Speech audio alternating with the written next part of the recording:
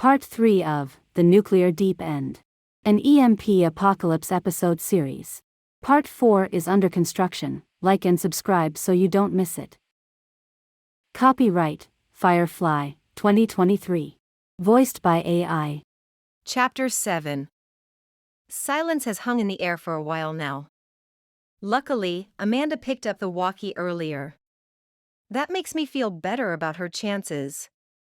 She said they were walking on the high side of the road embankment. They will stop when they find something along there. By the time we are all bunkered down and ready for the storm, their group will be out of reach. I glanced at Heels. I bet she wishes she was with that group. She has been asking me how much longer until the storm, about every 15 minutes for the last hour and a half.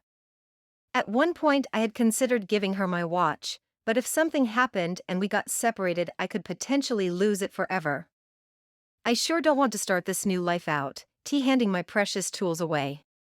It's funny how in a week something like a watch went from an outdated accessory to an essential item. It's not like I could call her another time and we could catch up over coffee, and she could give my watch back. I guess we're the lucky ones. I bet there are millions of people that didn't get a chance to survive at all, who would love to take your place. Tony said, obviously over her constant whining. It's not that I am ungrateful, I am just having a hard time adjusting. She defended. I get that. The big guy is just cranky and worried, same as us. He just keeps it on the inside a little better, that's all. Jessica said. Tony cut his eyes to her in mild annoyance. I am exhausted, don't forget the mental part of this whole thing. It's not like we are coming off of a good night's sleep. Not to mention, this gear weighs a freaking ton. Alex said. Yeah, tell me about it. My back is already killing me. I feel like I forgot how to hike. Jessica said. We get it. Fine, we're all ready for this to be over. Can we please stop vocalizing it? It kind of drags down the mood, you know? Tony said, throwing his hands into the air. We haven't seen much in our walk through this deserted area, so I get it. It all looks the same and it's hard to feel like we are accomplishing anything. Seeing the world frozen in time, cars stopped all over, even turning through intersections. No people, no animals. I knew we couldn't possibly be the only humans left on Earth, but where did they go? I guess there were enough people after all, who knew what to do if the shit hit the fan. I looked at each storefront as we passed. I don't know what I was looking for. Signs of life, I guess. I was feeling more confident about us making it to the mini mall. I know there is a sports recreation center. We need anything and everything we can get from there. Hey guys, we have a problem. Hey guys, we have a problem. What? Tony asked, his hand flying back to his sidearm. Sorry, I just have to pee. Alex said. Can't you hold it? I asked. Yeah, the problem is I have been holding it for a bit now, already. All these places have a bathroom in them. I just need 2 minutes. Alex said. If we are okay on time, might be a good idea to stop for a few minutes. Inside there's less radioactive particles. Everyone could eat something. We are, and have been running a major calorie deficit. Tony said. I looked at my watch, then to the map in my hand. We are making good time. We should make the mall with 40 minutes until the storm comes in. Check the radio again. Just to be sure the storm didn't speed up. Okay. Alex said. Seconds later the radio squawked to life. We'll be near the Tri-Cities area around 6:20 p.m. New Kent around 6:35 p.m. Please make sure that you are inside. You will be on your own to weigh your risks. With this storm, wind is equally dangerous as the rain. While the storm is slowing, this low-pressure system is dropping more rain. You will need to be in a sturdy structure. I know it's slim pickings out there, folks, but if it creaks in light wind, this storm will bring it down and expose you or crush you. Keep in mind, ideally you are above the ground up to 2 feet, as some of the localized flooding can be that high. On to some lighter news. We have been getting reports of people coming out of some of the more radioactive areas of our country. We have lost a lot, but there are survivors. No new information has come from our government, if it is still up and running. I guess we are on our own here, folks. If we help one another, we can pull through. God bless America and its people. Alex switched the radio off. So, we have time to stop? Alex said. Yeah, sounds like it. Tony said, rubbing the back of his neck. What about there? Alex pointed ahead. I looked to the mini-mart on the left ahead. It was close enough to the road we wouldn't lose much time walking back and forth. Seemed small enough to not need much to check the inside. Looks good, I said. Yeah, I'll clear it out, then y'all come in.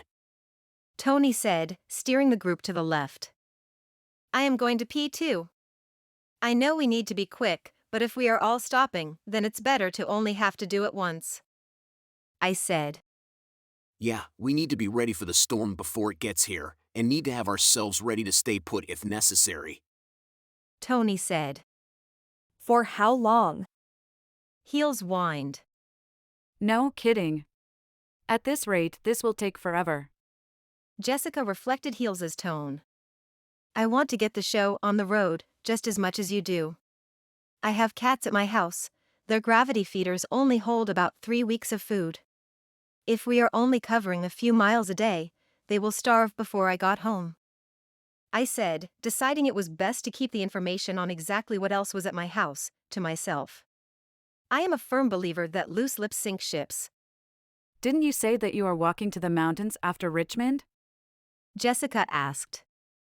Yeah, I said, kind of already knowing where this was going. So what are you doing with your cats? She asked. Well, I have 5 cats and 5 leashes. But no, I don't plan to walk them the whole way to the mountains, but out of Richmond. Yeah, I don't want anyone to think that they are dinner. Once we are in the country, they can walk on leashes and follow me, or they might like to live in the woods alone. I shrugged. You would just leave your cats? Heels snapped. I mean, don't get me wrong, I love my cats. They are everything to me. I am confident they will follow me. If they decide to veto my walking plan and go spend their life on someone else's porch, well, there is nothing I can do to help that. The leashes will be more dangerous with all the brush and vehicles all over the road. If we are stopping because of storm and who knows what else, I am confident they will follow, I said. That's a lot of cats. Tony said as we reached the parking lot to the mini-mart. Yeah, she's a cat lady. Alex snickered. And you're a video game geek. I shot back at Alex. We truly did have this weird big sister-little brother relationship. This little mini-mart is what I would have called a corner store. It was a small building, probably just over 1,200 square feet. Every available square inch of window was covered with some advertisement to draw people and their wallets inside. It's nothing special though, just a place to stop for snacks and drinks while you are out and about. I guess the tobacco users kept this place alive since they did not sell gas. As Tony disappeared through the door, I scanned up and down both sides of the road, careful to include the wood line. We have not seen anyone yet. But thanks to the guy on the radio, I know that is a yet. He said as much. There are people in the wasteland areas, and they are making their way out. As for right now, we are in the clear. All we need is Tony to pop his head out and let us know we can come in. I haven't heard anything from the inside, so that's a good sign. In perfect timing, Tony poked his head out and gave us the all clear. We all strolled in like a tourist group, looking at everything. The empty building probably excited to have travelers within its walls again. Bathrooms are in the back. I have checked them both, all clear. Tony said, pointing toward the back. No refrigerators with people in them either. He added, tossing a smile to Jessica. After my pit stop, I browsed the aisles. The rest of the group were also handling their business and eating a little something.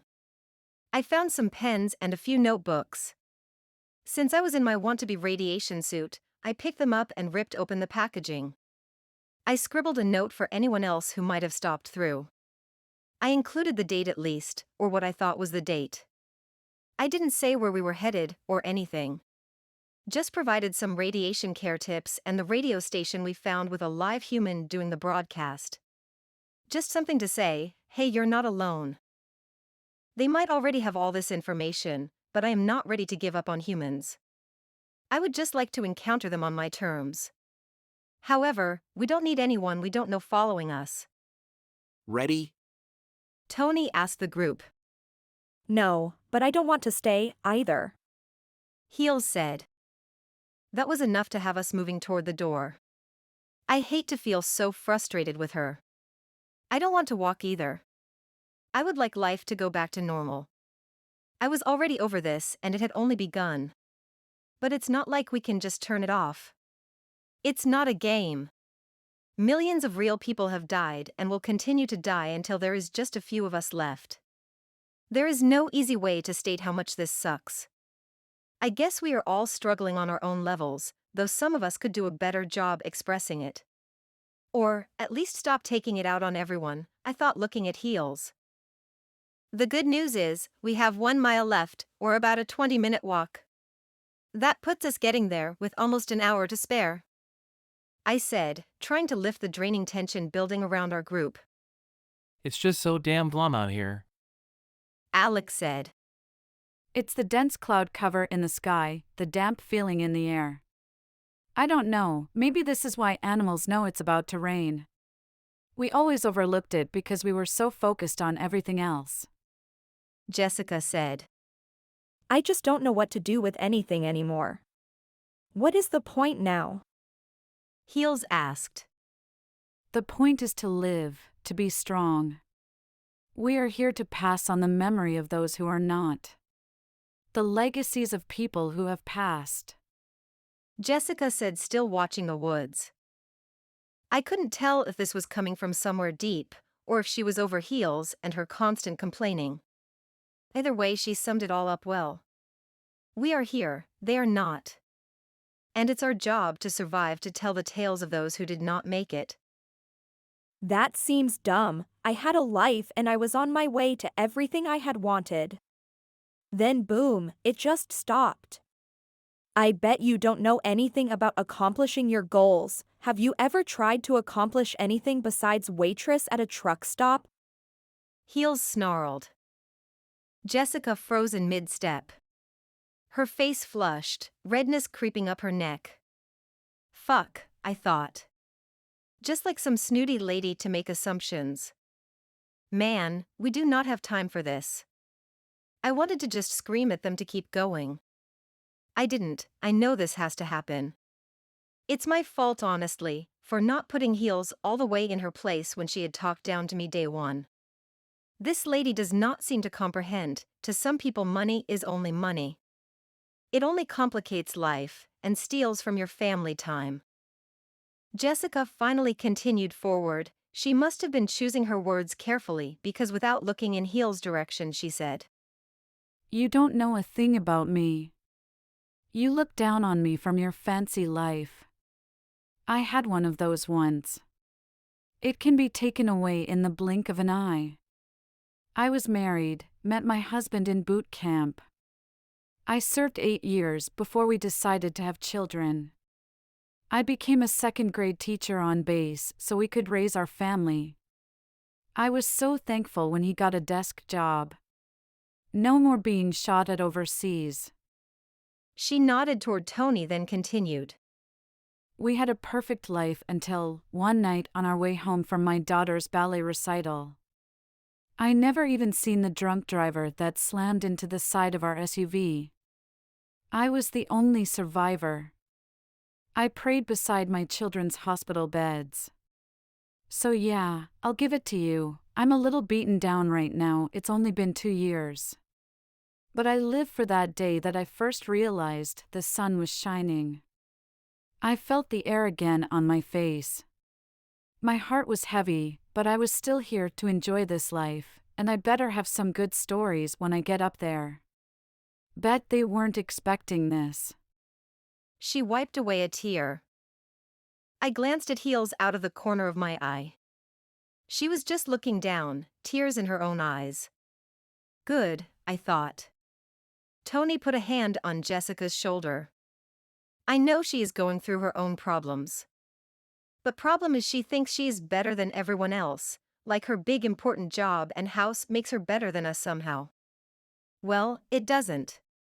I have always considered the type of shoes someone is wearing. I would trust a man in sneakers or work boots. They tell me someone does honest work for a living. Chapter 8.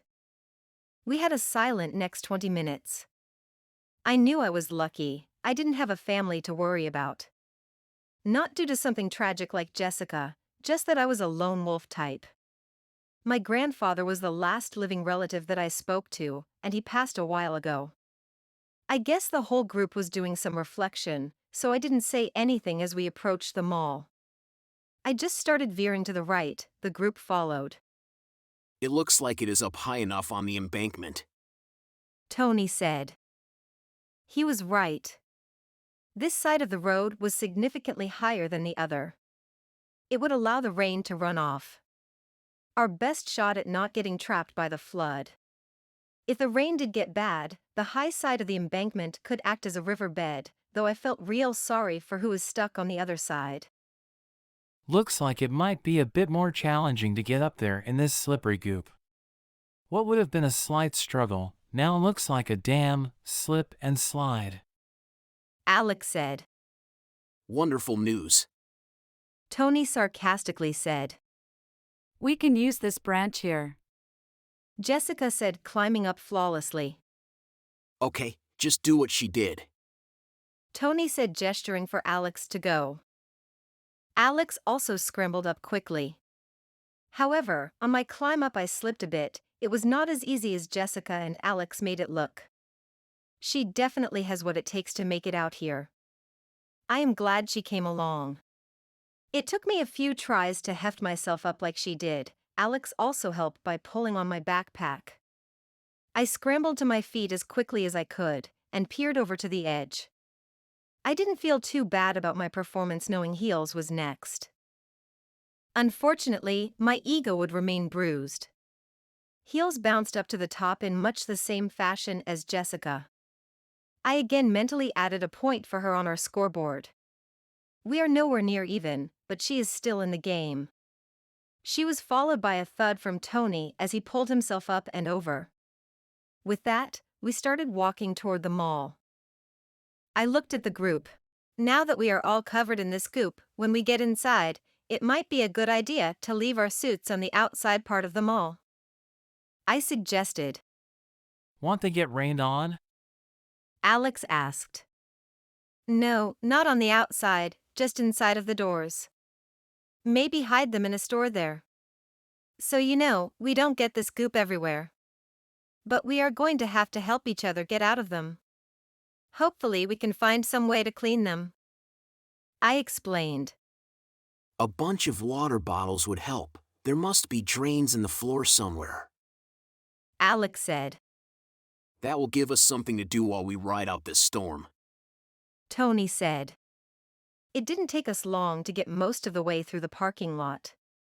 I thought I seen movement in the glass, but couldn't be sure it was not the light somehow shifting from us. I studied the glass opening. Hard to see anything.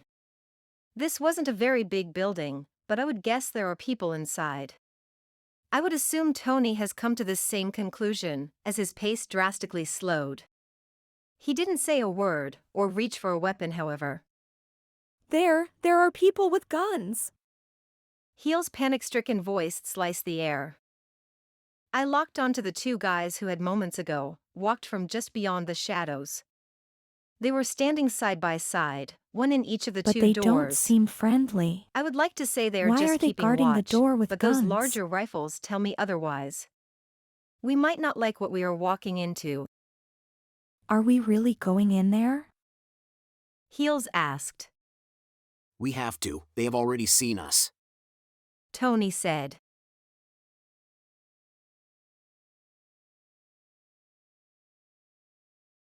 She asked. stopping about 30 feet from the door. Well, if you were guarding a door, wouldn't you like a gun? He asked simply. Hell, they might even own this place. We never know. We approach with caution. If they tell us to get lost, we will. We have no idea about their numbers. If they say we can come in, we will play by their rules, unless their rules are unreasonable, that is. There is no need to make waves. Let's just keep going, our guns out of sight. We give as little information possible. Tony said, looking from both heels to Alex. We all started moving this time. I kept my eyes on them sharply. I wonder how this will all play out. They could take all our stuff and send us on our merry way. Their guns are already out and pointed, we wouldn't stand a chance. I thought about this cop that let me go one time after speeding. All because I made him laugh. Hopefully we look like morons to these guys, it might lighten the mood. They are decked out in camo, no doubt from the sports store Alex and I had in mind. We slowed to a halt about 6 feet from the entrance, our group just stood there looking at them. We didn't want to get too close and them feel like we were coming in, like it or not. Yet still, close enough for them to communicate if their intentions were for us to fuck off somewhere else. Then they held out 2 fingers and waved us forward. I looked at Tony. He is telling 2 people to approach. Unless we do something stupid, this looks like a legit operation. We should go up. Tony said, looking at me. I don't know what to do. I said. You don't have to do anything. Just follow my lead if I say something to you, otherwise just look confident. We need to look as put together as they do. He scanned our group. We're fucked, let's go.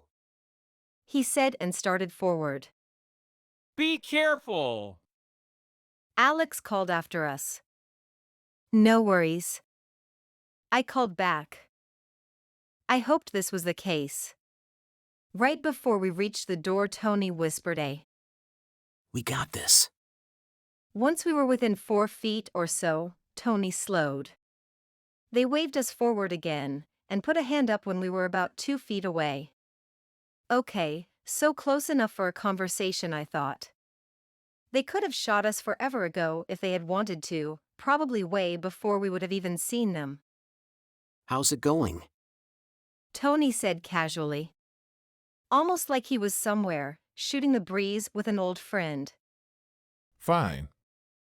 The man on the left said. What's y'all's names? Have y'all heard about the big storm moving in? Tony dodged the question. No, haven't heard much about it, but I have been watching all day, looks pretty nasty. The guy on the right said. Where y'all headed? The guy on the left tried again for information. Just passing through. Listen, we were hoping to ride the storm out in here. We would be more than happy to stay on an inside door somewhere. The storm will only take an hour or so to pass. Then we can be on our way. Tony avoided the question again. Well, I don't know. You all are covered in that crap and won't answer our questions. The guy on the left said. I know. We had planned to use water bottles to clean ourselves off with, but now that we see the mall is occupied, we just need somewhere to ride out this storm. We have miles to go.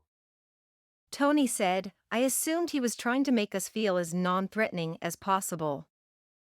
I don't know that letting you all in is such a good idea. The guy on the left said. Why not? Tony asked, trying to play dumb. You should understand. Look at what you are wearing. The man gestured at Tony and I. You clearly know what is at stake here. We won't be any trouble to your group. Tony said. The 2 exchanged looks, then the man on the left spoke again. We may be persuaded to reevaluate our risk if something is in it for us, that is. The man on right said with a slimy grin. I don't like this. I told Tony with as little movement from my mouth as possible. I agree. I think we are better off anywhere else. he said. But will they just let us walk away? We don't have much to offer, just some advice about how things are out here. We have a weather radio. If y'all would like, you can listen to it while we are inside. We can share information for shelter. Tony said to the man. They looked to each other again. I surely thought they must have found weather radios in a sports store. Then again, thanks to the EMP, they probably didn't work. I looked to Tony. What if they want to keep the radio? I asked him. I don't know, we will figure it out. He did his best to assure me. I feel like if we turn away now and bunker down in the area, we would have to worry about them finding us. Their curiosity was piqued long before the radio was mentioned. Also, this is a good way to find out exactly how many people they have seen on foot. It will give us an idea of what to expect. He said. We so do not need this right now. I didn't know what we were going to do. I didn't want to have a gunfight with this man, or his people. However, they do not look like the kind who will just let you walk away, if you have something they would like. They will ask what else we have. I thought out loud, as I watched the two in front of us deliberate in the same manner as Tony and I. No, we will just tell them we found it. In the storage room that we found all this other gear in. Unless they know what is going on, they just might take our word for it. Tony said. Well, that's not much of a plan. I shot back. You all may come in and stay as long as you need to ride out this storm. If you plan on staying any longer, you will pull your weight. The left-hand guard said flatly. Now go get your group and tell them to approach the side entrance. He pointed to the path on our left. Once you are inside the door, be ready to get hosed off and come inside. We will meet you there in 20 minutes. Have your group ready to cooperate. We will be collecting all weapons. They will be redistributed once you are dressed and ready to leave. As soon as the sentence finished, they walked back into the shadows so we couldn't see them. Let's go. Tony said, pulling at my arm. What's the big rush? They already left. I asked him, still a little peeved he offered my radio as collateral. They seem friendly enough, they may let us in. I said as he continued staring at me. This may just be a group of survivors, but it could also be a gang here to capitalize on opportunity. Anyhow, it's not like we just let people in. He said. That was different and the same day as the blast. It's different and you know it. I said. I know, and that came out worse than I meant it to. Let's just give it a chance. We are out of better options. He said. They are taking our guns. I said. Let's go see what the group thinks. We need to get moving anyhow. I bet you anything they are just beyond those shadows watching us. We need to look as calm and normal as possible. It would be even more awesome if we could get out of their line of sight and hide these walkie-talkies. Tony said. What did they say? Alex asked. They will let us come in. Tony said. Wow, what a relief. Heels said. They are going to search us. Don't look upset. They can't know we have anything to hide. We don't know how many are watching us. They did say that they were going to take our guns. Tony elaborated the conditions that were set by the men. Are we going to do it? Alex asked. What are they going to do with our stuff? Jessica asked with an eyebrow up. I didn't think she had a gun, but I did see her stuff a lot of gear into her backpack once she came out of shock. I thought about what to do with the walkies. I looked around slowly. I didn't want to give off that I was looking for the ultimate rainproof hiding spot. On the other hand, they might not take it. It's a toss-up either way. I decided we don't know how many people were in this group. We could be being watched on the roof for all we know. There wasn't a good place where I thought they would have stayed dried. If we make it to the outer side of this storm, I think we should be more thoughtful of the situations we walk into, though that is hard to do when you are doing everything blind. Did you find somewhere to put them? Tony asked. What if we are being watched from the roof? I said, not wanting to look up. She has a point. Jessica said. Man, why didn't we think of this and approach with caution? They didn't have to know how many people we had. Alex said, more thinking out loud than addressing anyone in particular. There will be so many unknowns along the way. It would be impossible trying to plan for them all. Tony said. Yeah, learning to improvise will save you a shitload of stress. Jessica joked. Okay, so what's the plan then? Heels asked.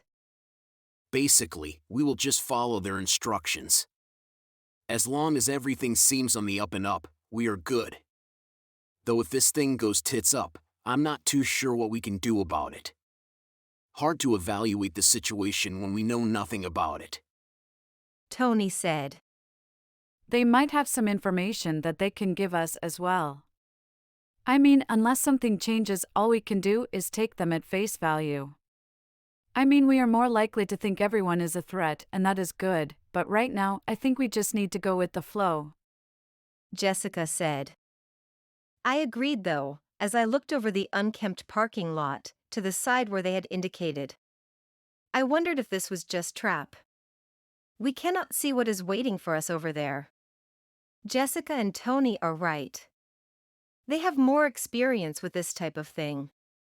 They both seem to have seen some rough stuff in their life. The most stressful encounter I have had to deal with was an upset customer.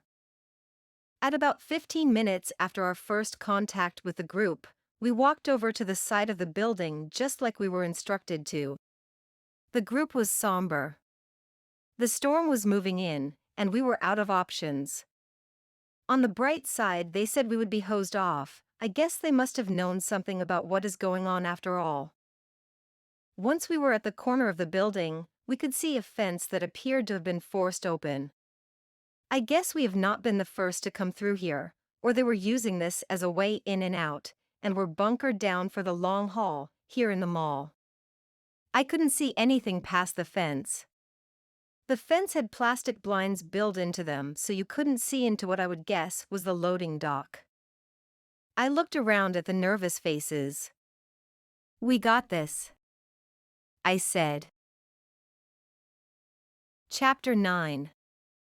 Once we crossed through the fence, we stood there looking at a steel door, embedded in the concrete. The building looked larger from the side.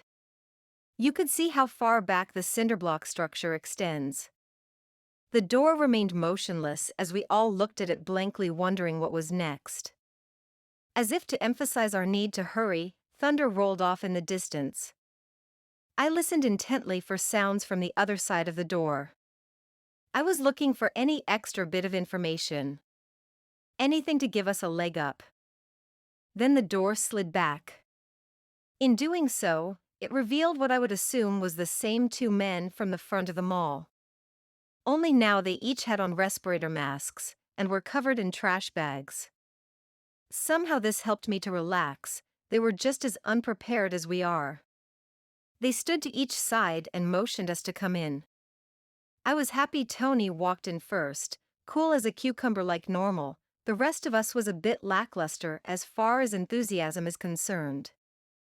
It seemed crazy to me that the same two guys were working both doors. So, who is watching the front? I thought.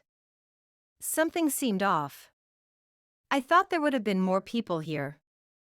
This building would have been one I would have gone to if I had been in the area when all this went down. The false show of force they tried to build up is starting to crumble away. So, it's just you two then? Tony asked. They didn't respond to him, but that was enough for me to know I was on to something being off here.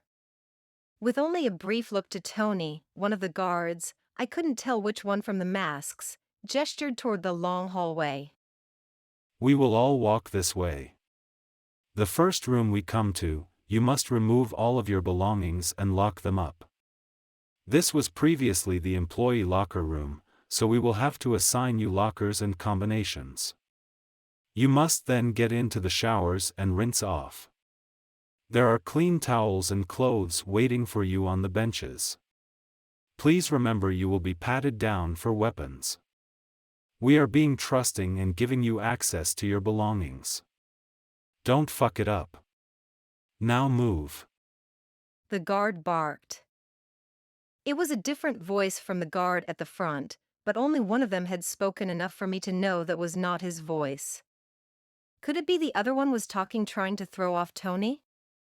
But if they were alone, we would know that as soon as we were out of the showers. I looked ahead to the door. That is the girls' locker room. What about the boys? I asked.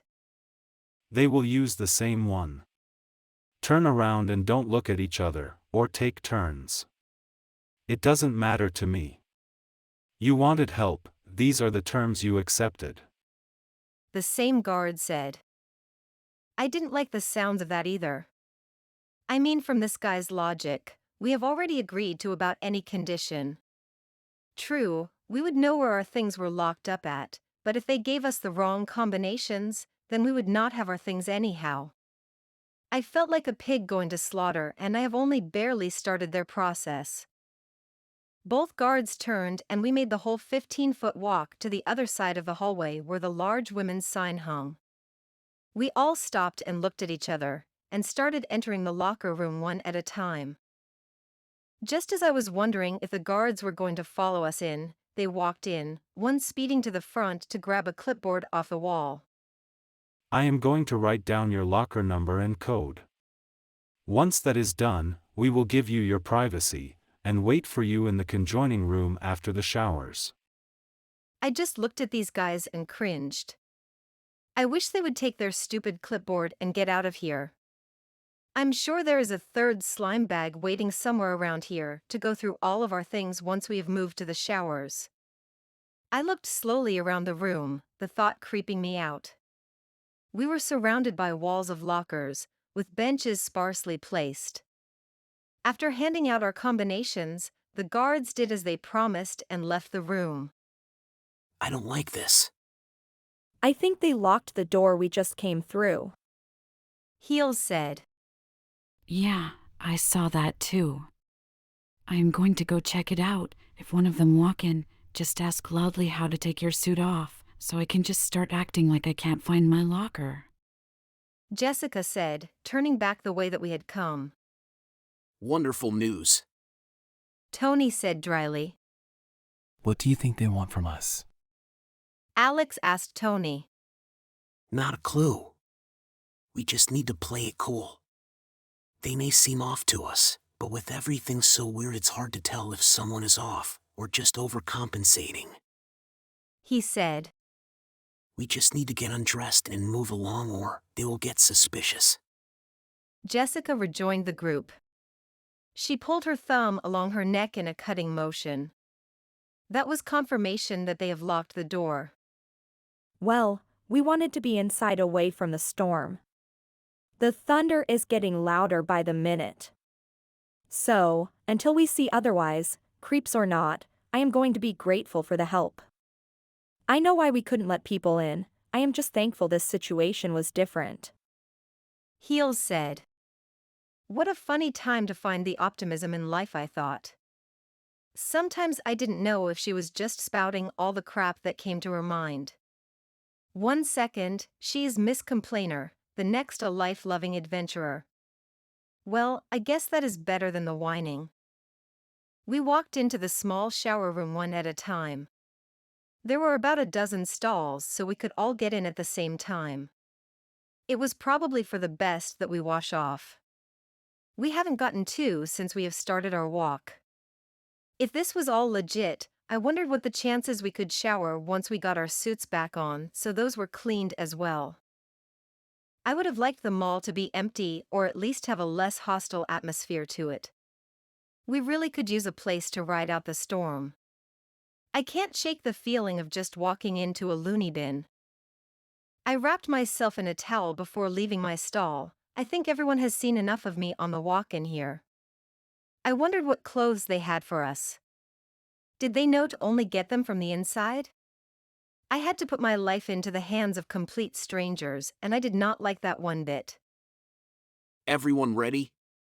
Tony asked, as Alex and I walked out of our stalls, apparently the stragglers. As ready as we can be. Alex said. We walked into the next room. The guards were standing with their backs to us as we fanned in. There were several racks of clothes. They must have just wheeled them in here for people after their showers. I would assume, as this is a bit elaborate for us to be the first people to come through here. Let us know when you are dressed. The same guard as before spoke. How many people have you all had passing through? I asked, trying to ease the tension of getting dressed with strange men I didn't know around. Not many. The guard said. I think we are done. Tony said after everyone gave him a nod. How was your shower? The guard asked Tony. To be honest, it felt more like my first day of gym class. Tony responded. That's a shame. I am sorry about that. Well, here in a minute you can meet some of the other people. A few have come in just like you. We don't have much to offer, but any news about the outside is always welcome. The guard said. I visibly relaxed. There are more people. This guy might have a few screws loose, but some of these other people might be able to help us out. I looked to the door on the opposite side of the room, Tony on one side, the guard on the other. I couldn't hear any voices, though I would imagine that they would be further away, so that makes sense. Okay, last step in our entry process, turn around and put your hands against the wall. We are going to do a pat down to make sure you don't have any weapons or anything that could be contaminated with radiation. The guard said, both of them stepping forward. We all complied. I felt defenseless with my back to the men. I hated this. Is this what the new world would become? I get it, house rules. But man, we just need an hour or two tops. At this point, I think I would like to sleep out on the goop. We just need to ride this storm out and find another place to take shelter. So, how many people are there? Tony asked. Why would I answer your questions when you have not answered any of mine? The second guard spoke. I knew it, he was the one from the front of the mall. Tony asked. Sir, I have already asked you for your name. The guard responded. Oh, I'm Tony. That's Alex to my left. Just past him is Jessica. On my right is. Tony was cut off by the guard. You're all good, go stand by the door. He said, moving to me next. We have a few dozen. The first guard said. Oh, that's a lot. I said, not meaning to speak out loud. We had more before that group of thugs tried to bust in. We lost most of our men trying to keep them out. We were just outgunned, plain and simple. One guard said. Wait, what? Alex said, turning around to face the guard. Yeah, ruthless thugs. Probably about 13 or so kids. I don't even know where they found guns. But I guess since high school is out for the foreseeable future and video games do not work, they have decided to live their own Grand Theft Auto life. They have zero regard to the fact that people are real. Anyway, they came in here guns blazing and wounded 10 people. We have lost 8 of them to infection. The guard said, looking at the ground. The other guard finished up with Alex. He was the last one. Although there was a brief discussion over the radio, it was wiped down and permitted to pass. The guard thought it would be good for the people to take their minds off things. Again, we were asked to line up at the door. The guard opened the door. As we passed through the threshold, I looked up at the skylights that ran the length of the hall. Must be an easy way to keep the light bill lower, I thought. It did, however, provide us with a view of the storm that was rolling in. The sky was a disgusting green-orange color.